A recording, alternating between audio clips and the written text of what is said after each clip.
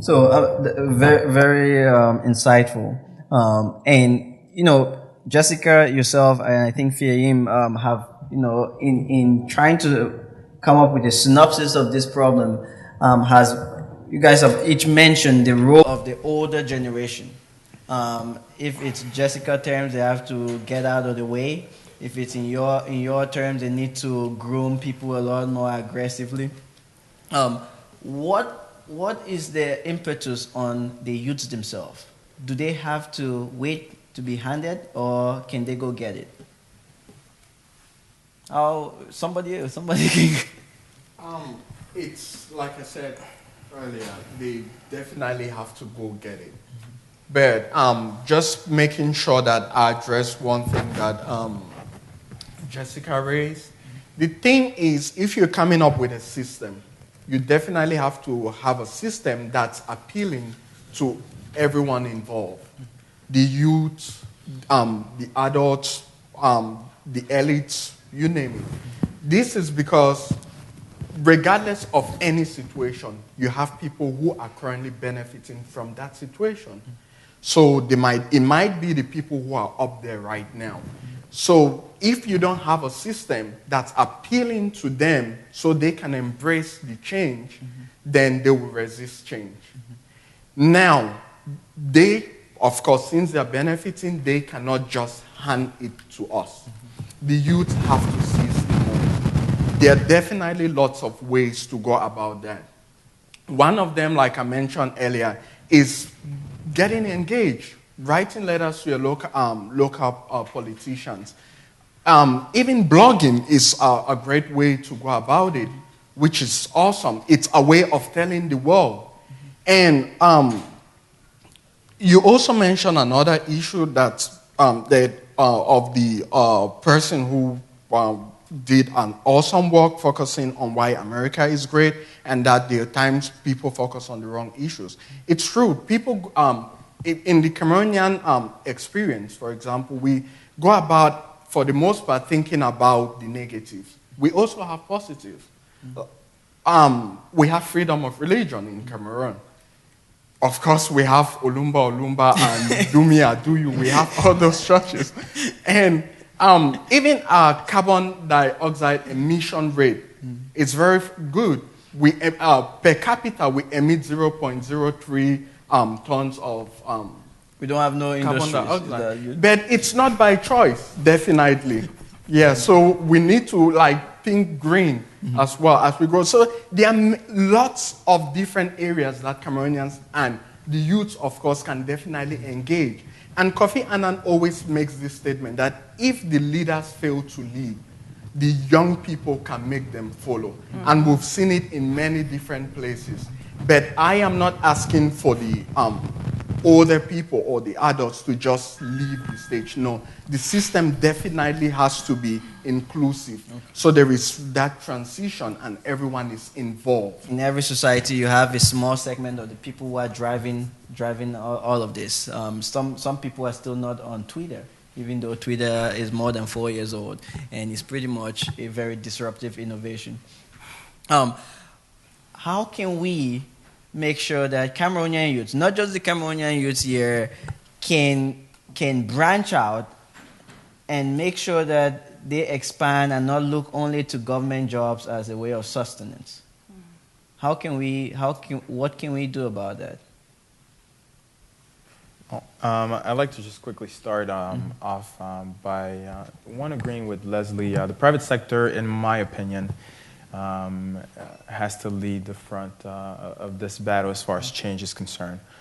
Because if you uplift the majority, you have no choice but to change government as you see it fit. So if we work with the larger population, you then have that. And I kind of want to caution people as far as I don't completely agree with the idea of dismissing government completely. It's important. Government and people have to eventually find a way to work together at some point. I don't agree with completely dismissing them. But I do believe that the private sector, I'm more of the entrepreneur mindset.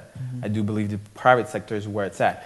Now, that said, coming from the United States or coming from the Cameroon, you have a lot of great ideas. You have a lot of entrepreneurs. I personally know a lot of young Cameroonians who Well, have but made how the do you explain the fact that the private sector employs less than 4% of the Cameroonian workforce? That's what we need to work on as far as now expanding from just the small operation to a large scale. When you look at every single area in Cameroon economics, from agriculture to technology, everything that happens in a very small setting. Now, I don't know all the ins and outs of how everything is accounted for, controlled, and to get all the data, but I do know that the private sector does create a certain stability in certain areas. And that's where you have a lot more drive for progress, a lot more drive for change. Jessica, Leslie, then Jessica. Leslie, go. All right. I think you asked the question on why why people are more dependent on the government. Historically, that's due to the society in which Cameroon grew. It was more of a civil service. I'm sure 90% of people sitting here have parents who have actually worked for government, who are teachers and any of that. And that's just because Cameroon is a young nation. Let's not forget that. We had independence in the 1960s. It's not like we are as old as the United States. So it was more of a society change. We grew on depending on the government. And that was great. We had parents that were able to that could afford. The government could give scholarships to our parents, and they were able to go abroad and study and come back. And that was a system that worked for a while. Unfortunately, what is my take is they realized how interesting the system could be. They realized how they could benefit themselves. I'm talking about those in government, and they refused to pass over the flames to the next people. That's the youth. And so we found ourselves today where the jobs are full. It's not that they don't want to employ, it's like there are no jobs to employ young people. And because it's a mentality set, it's kind of like that's how we're raised to do. So it's quite difficult to explain to a guy who knows just that hey, you can start creating your own company.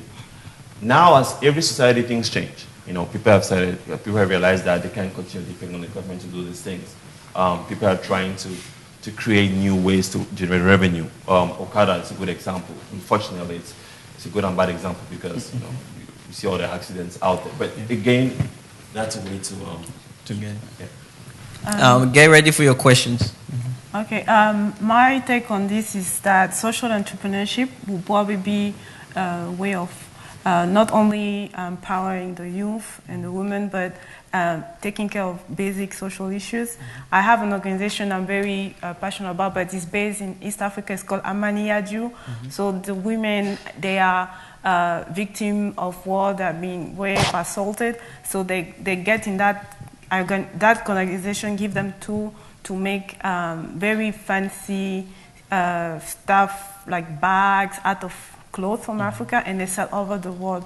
So that really, I even asked them, can you come to West Africa, to Cameroon? And they say they will think about it. I will keep asking them to think about bringing that. And I know we have that in Cameroon, and I have a name of a young Cameroonian who did something like that, but I can't remember.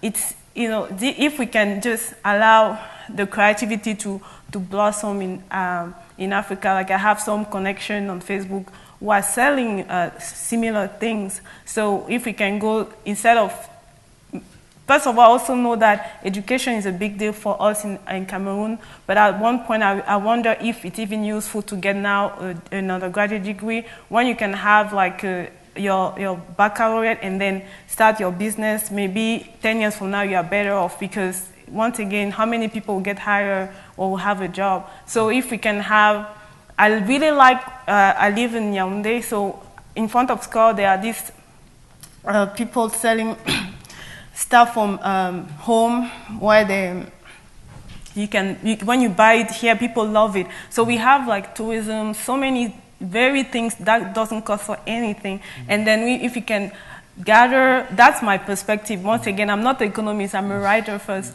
but I just have some visions where I love culture, I love diversity, and then if we get organized, I would love to do that at some point, I don't know when, but if we get organized, we have some project in, not necessarily in villages, even letting technical skill come forward and letting the young people know you have this project, we will support you, and also trust in business in Cameroon is hard because once again, when I heard from my own my own community, you trust someone with your money. Here, sometimes it doesn't happen. So there's a lot of things that are going on culturally, but I think that social entrepreneurship may be a good start for making sure that we have businesses. Yeah, Leslie, I know you're itching to say something. I heard something where she said, I like your points and education.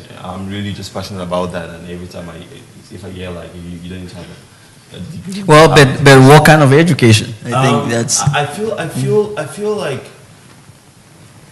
it's important to understand that not everybody can be an entrepreneur. It's really, really important to realize that. And in entrepreneurship, there are different types of entrepreneurs. There are those who go to school, have their MBAs and create companies. And it's important to go have some sort of education. Now in Africa, it's even more important for you to have the education in which you go to university and where we know how bad the system is. We have all passed through it, but yet it's really important to have that because you don't want to start using stories. I hear people who will say, hey, Mark Zuckerberg didn't finish university education. Bill Gates didn't finish. Those guys are prejudiced. They're part of the 1% of people who understand how things work on a global scale. For the majority of the rest, it's important that you must have some sort of, I would say at least, for my part, at least a bachelor's. Now it's funny because I lost my company, I didn't get finished. It's a quick example where you create a company and you're still not having that level of, you don't have a master's, you don't have a PhD, and people tend to underestimate you. It's real. Now the other two things is either you go to school and finish your education and prove by your education wise, or you be that genius guy, the Einstein guy that creates a product which wows people. Now those are the two ways, and you must just know where you stand. Can I correct something? Sure. I didn't question the importance of education. That's not my point, but I was just kind of wanting to expand the fact that how we are educated and how do we use that, because I'm actually a strong advocate for education, particularly for women. So this is not, that was not my intention. Yeah, but I think the greater point about education really is something that has been discussed a lot. You know, the U.S. is threatened because China is graduating too many PhDs, and you know, when you graduate too many PhDs in the sciences like that, it can tip the scale. In our community, in our educational system, science, technology, education, and mathematics, the STEM acronym is not really at the forefront. Yes, there is a big dichotomy between the arts and the sciences, but our educational system is still very much a humanities-based system. How can we push the government to change that policy? What I think it needs to be changed. Except, I think there has to be a more focus on science. I think that's my bias, and I know there are many people from the arts here, but that's my bias. I know that I mean, you're a scientist, you're a doctor, so that's okay. I think that they should give freedom of speech to journalists, for example. This would be helpful, like be able to, as a journalist, be able to speak your mind. You know, that's just kind of a biased thing. But overall, we need to value. First of all, you need to identify what's going to work for us as a nation, what we need. And I don't think I'm the best person to, at this moment, to say exactly what we need, but I can provide some suggestion. So we can definitely say that what is the global market looking for example, and what is regionally can we impact, because we are in Central Africa, it's Cameroon, and I look around and I know that we are well located. So we can definitely look in that angle and see in agriculture, we definitely produce enough food. Can we not encourage our young people to focus on practical skills, because that's what I see also, that some people will be journalists, some will be doctor, some will do other things, but how can we train them to be marketers not only in Cameroon but elsewhere? That way they even have a global impact. So that. Cedric? I have to agree with Dennis on a particular point. Math and sciences are the foundation of progress in society. I have no issue. I think the arts and literature are important to really build the personality and other aspects. When you're looking at essentials to move a society forward, when you're talking about getting results, getting through development, you do need to have that foundation. When you look at Cameroon, if you look at Cameroon 50 years ago, Cameroon had a reputation of having some of the best educated people when it comes to science, and we were producing some of the best intellects out there. So it's important that we get back to a point where our general society, the general public, and if we make a small comparison to that in the United States, the general public, when you come out of high school, where you're expected to have a certain basic knowledge of math and science and everything else. But it's important for Cameroon, because before we can get the youth and Cameroon to really move forward, we need people to be well enough educated to understand their rights, to understand what they're fighting for, to understand, what they have their hands on, because they do have a great deal of potential, but the educational aspect of it needs to be really emphasized as far as their potential in the math and science department. All right. Do we have folks for questions? We're going to entertain questions. There's a mic out there. Thomas, I saw you. Yeah. I think there is a linkage between education and the job market and even the entrepreneurship skills. I just want to highlight those points. It's not really a question, but, in Cameroon, the only thing that will allow Cameroon to move forward, that is basically change the paradigm from science, arts to science, is simple. Just one thing. Allow the engineers, the architects, and everybody else to be able to go into ENAM. We are in a society where all the decision makers don't have the background to make decisions. How can you make an agricultural policy standing in a room full of people who read literature? It is ridiculous. We have, in 50 years, we systematically promoted people who read philosophy, and those are the people who are sitting there today making decisions for us. How can you change your society with people who read literature? You can't.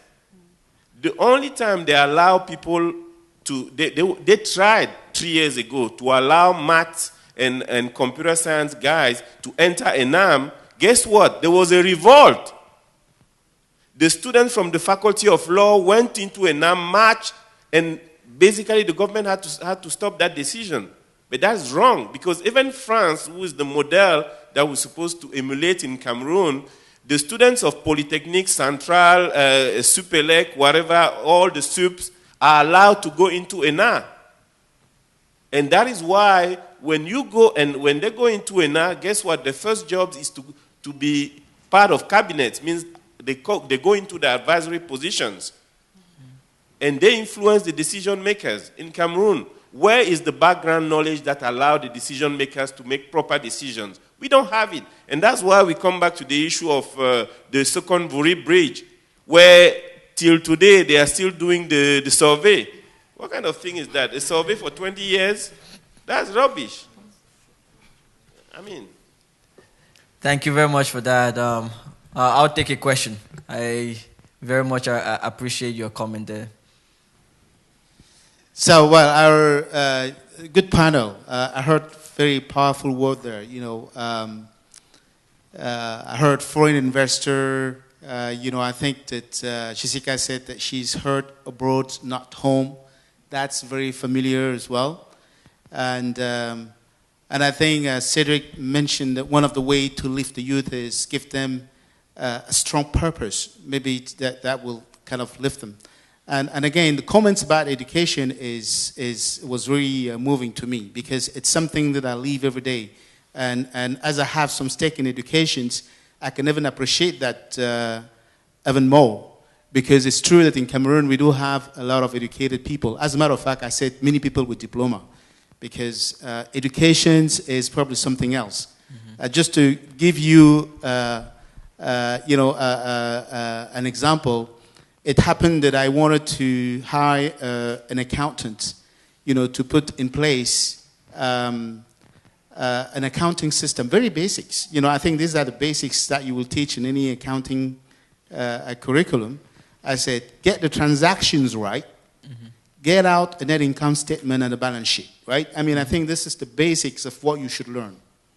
So I first had a master degree to do this work, couldn't produce anything for 3 years. And then I had a professor, which means that person is actually teaching people in university how to do these things. And also she can get it right in 6 months. And it took me 2 weekends to actually produce it, right? I just had to block 2 of my weekends to do what I asked them to do before.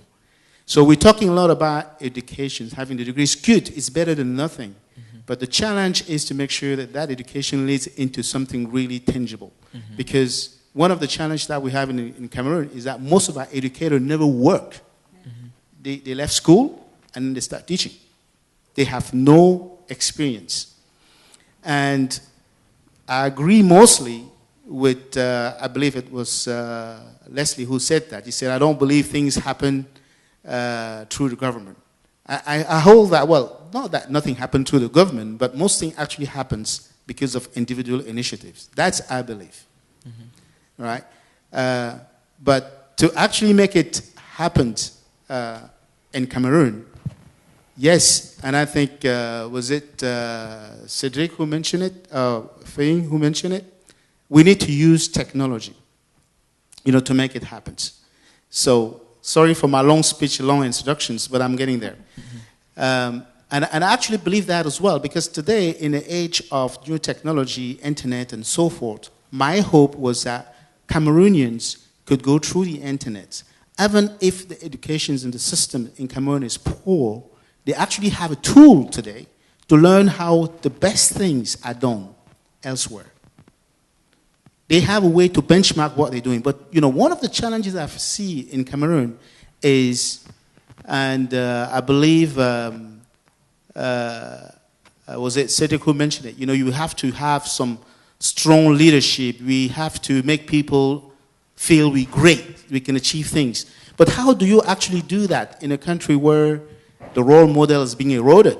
I mean, today you go to Cameroon, who's the role model? I mean, the only role model I've been hearing very frequently is Samuel Eto'o, because, I mean, this guy, he's the greatest guy against all the odds, but it's very difficult to pull a second or third person who achieves great things and, due to its own personal strength.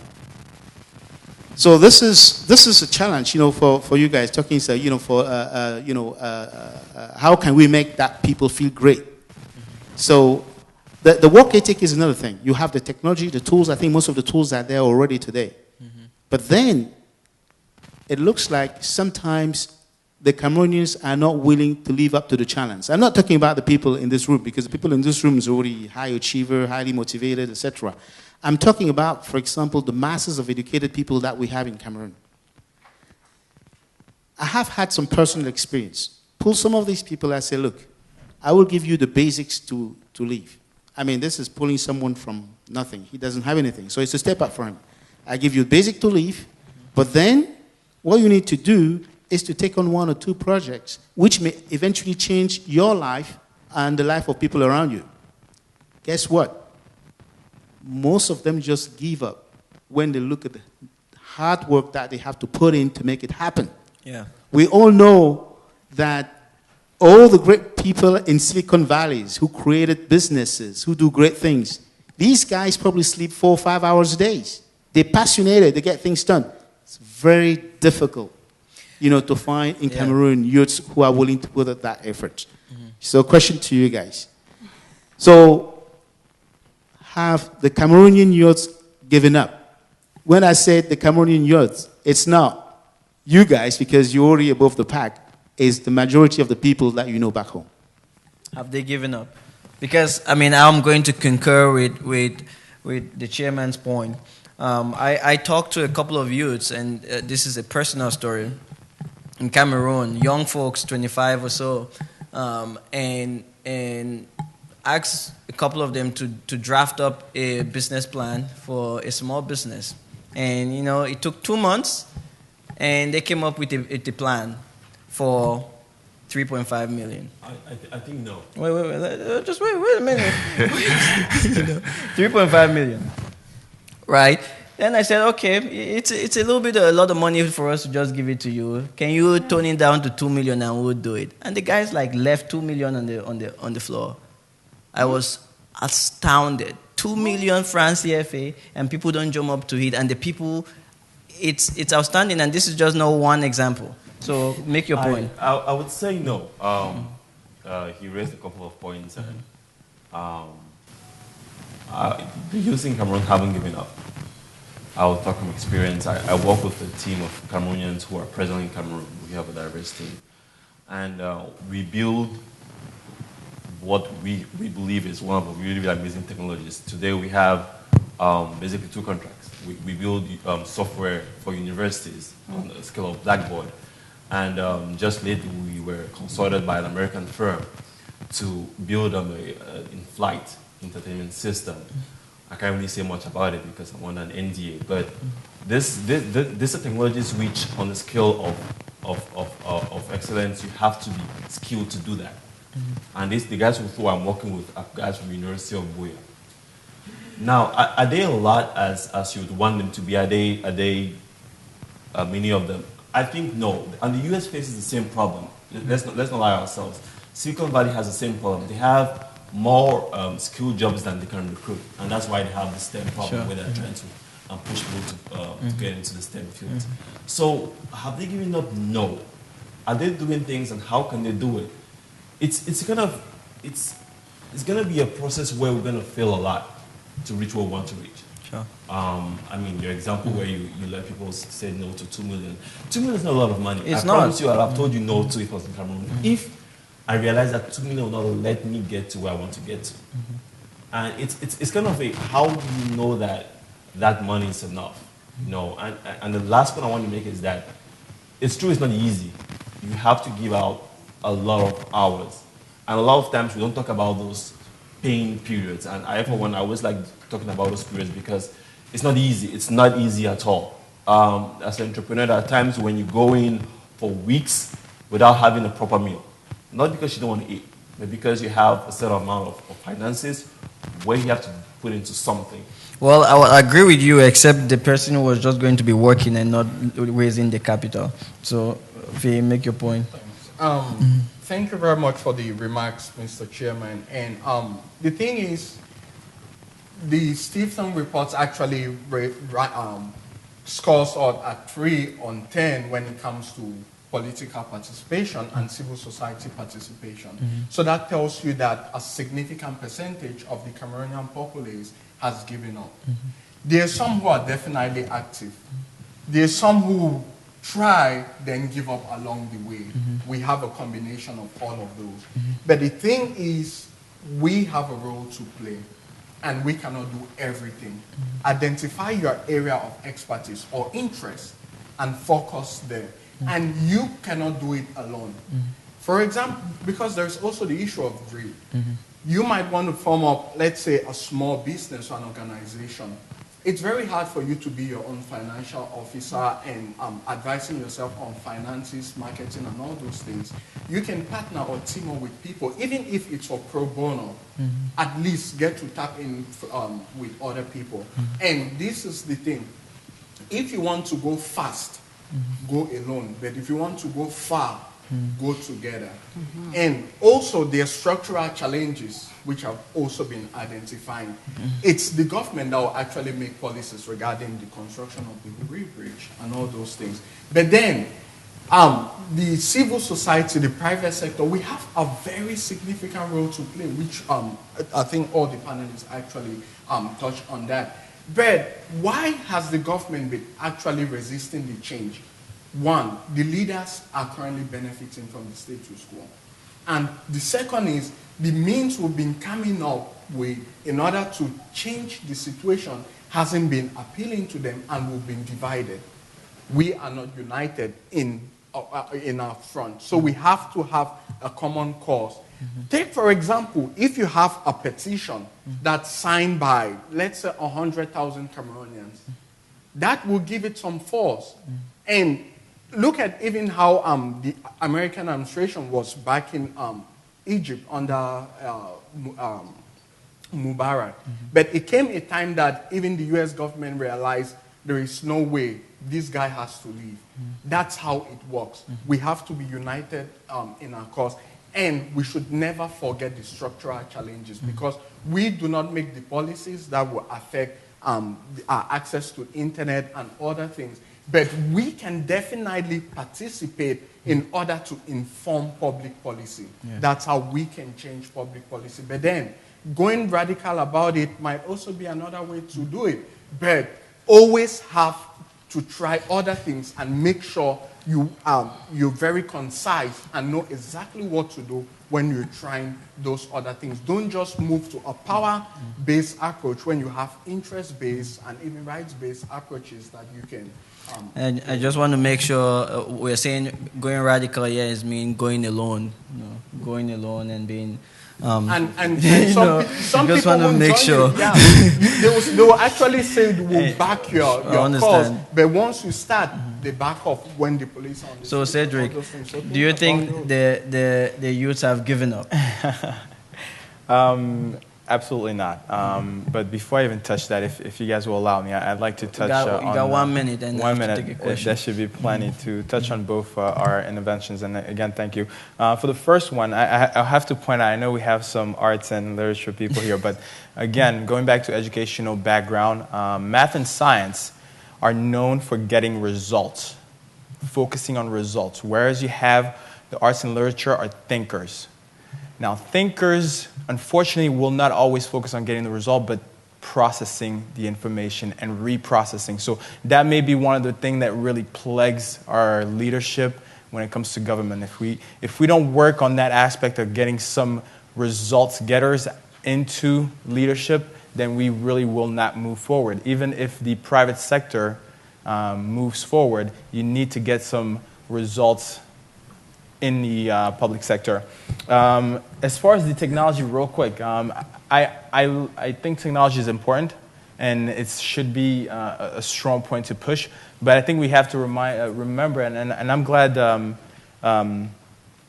Leslie made his point, because I think technology has a big blind spot that people tend to forget, is that we in Africa have depended on Western society through globalization on technology.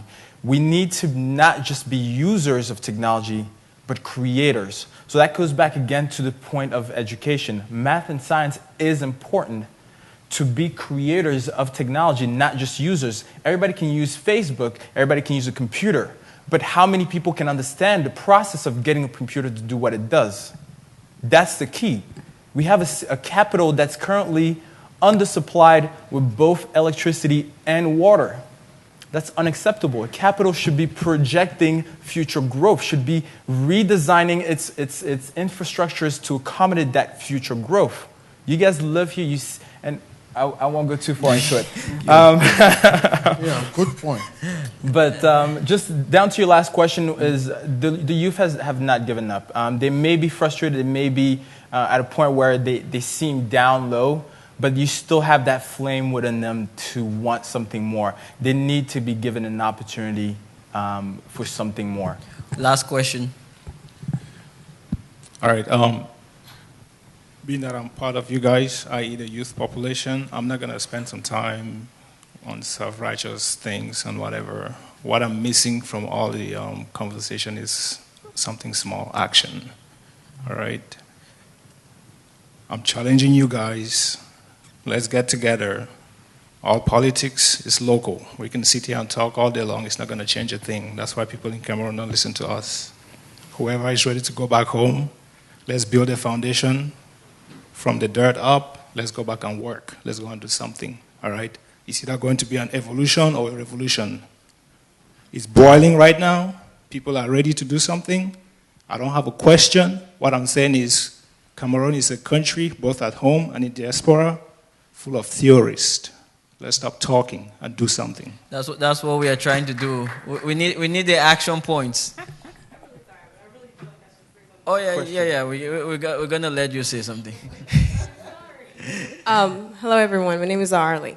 I have been in the American system since I was 14 years old, and I moved back to Cameroon for a year and a half, and I'm really surprised that, firstly, and it's more like a question, the reason why we didn't talk a lot about corruption. I like the statement, I forgot if it was you said it, who said it, about America is great because of great people. And my question is, how do we get to become great people? Because after a year and a half of being in Cameroon, I feel like our people stinks. And I think we need to change our mindset. I have a statement, and I'm sorry, Cameroonians, but I feel like the Cameroonian does not love Cameroon. That's how I feel after being there. And the Cameroonian does not like his own brother. People don't put the right people in positions. I think a president was saying, because they think they're the right person to do their job. No, it's probably because it's either their cousin or their friend. That's the culture. Another thing, I'm surprised you guys didn't talk about the culture. Cameroonians are not Western people. They don't put the right person to rule with them because they have the right criteria. And this is in the private sector and the public sector and the education sector. They put the person over there because either, like you said, they can benefit from them, and that I call that corruption, or, hey, you're just my cousin, I'll do something good for you. So my thing is, I love what you said, both of you, about identity. We have a serious identity issues with our team. And people, and I'm one of them, losing, why should I love Cameroon? Because I went back to Cameroon, and every person I met, from the poorest person to the richest person, was like, I gotta worry about me, because nobody here is gonna worry about me. So how do we get to that? Because trust me, you will never get the right people in the right positions in the right places if they don't care about Cameroon. That is a very, very great remark about what it means to be a Cameroonian. And I think it's an identity issue that has plagued a lot of people trying to address that question. What does it mean? If you say, I am American, what does that mean? And what does it mean to say I'm Cameroonian? What kind of qualities do we ascribe to that notion of being a Cameroonian? It's definitely a work in progress. It's definitely a work in progress because, as we said, Cameroon is a young country, and I have done a little bit of reading about 19th century America, and it wasn't funny, and so we have a situation where the world has changed so rapidly in front of our eyes that people can fly from one place to the other, or you can tweet today from Tokyo and you get it in Bukwango, Boya, or places like that. That has narrowed quickly, and so we are trying to rationalize all these diverse systems and make sure that we can benchmark what's happening in Cameroon with what's happening in the West and everything. So it's a work in progress for sure. And I know you all are itching to say this, to remark on this, but one more point. The one more point that I have to make on this issue is that passion that you have right there, that's the passion we want. Because if you don't identify what is wrong and that needs fixing, we can as well, again, pack our bags and go. That's identification. We have to identify the problems. I would like to... I'm sure a lot of people the corruption problem is definitely a big problem. And but just some basics here. You grew up in the American system, and you went back to Cameroon for 1.5 years. All right. First things first, you went with an idea of this is how I expect the place to be. You didn't go with a lot of the realities. You went there, you said, all right, this is how, being used to the American system, there's certain things you didn't get down to. And it's true, corruption is definitely a problem. You face corruption even to the airport. You're about to leave Cameroon and it's like, pay Madimi just to have this. And it's true, but it's a problem that any society faces in terms of every society has its own structural problems. And that's our own. Now, how do we resolve that? Personally, I have two things. First, we have, as a society, have to refuse and shame any form of corruption. Now, people are doing that. I heard about a person who created an application to actually report any form of corruption. Like you get to a police station and someone wants he asks you to pay him some money. You use this app to report that instance of corruption. Maybe upfront it doesn't change, but as more of those reports come in, there's always like a form of general way of looking consensus. The second look is that I feel there is a change of mentality between those who lead. I don't have any personality against those who lead a certain age, but there's a generation mindset. Those below a certain, I would say 25 or 30 coming downwards, have a different view of how to do things. And that is slowly changing. Now, the reason why I believe corruption is going to be a problem, and honestly, it's going to be a problem that's going to take a while to resolve. I'm not going to say it's going to disappear anytime soon. But the changes that we're doing, like creating awareness like you're doing, creating apps, believing that you don't have to corrupt your way to do anything. Singapore like almost eradicated corruption in less than 2 decades. So, yep. One more thing and we'll wrap up this panel. Okay, so I just wanted to say I've actually studied cultural conflicts deeply, and corruption is actually a system and a culture on its own in Cameroon. That's our mentality. We see it as the norm. We treat it as a celebrity story, pretty much. It's not a problem. Yeah, so we need to definitely address that. And there are other places in the world, like India, where you had one person came up with a cause, Anna Hazare, and you had others who had to team up behind him and put pressure on the government. And that's how they became tough on corruption. In Cameroon, if you have somebody who actually take the lead, will have lots of people, trust me, Cameroonians always back off for the most part.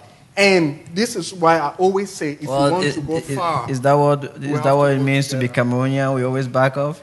For the most part. For the most part. For the most part. And time is not the excuse. You highlighted the issue of Singapore. And it's definitely something that we should study extensively. They took 30 years after independence to move from a low-income country to a lower high-income country. Madagascar was also on that trajectory. Immediately after independence, they had their parliamentary democracy and everything.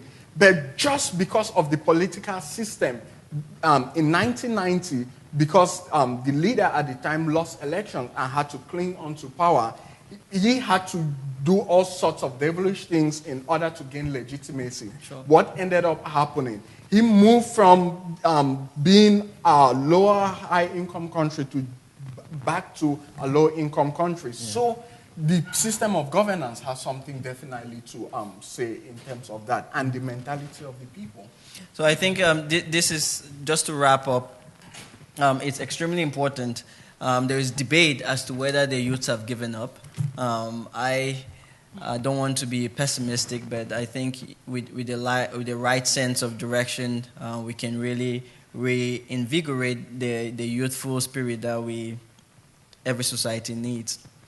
Thank you all very much for sharing your thoughts with us, and I think this has kicked off things really well. Thanks. Thank you.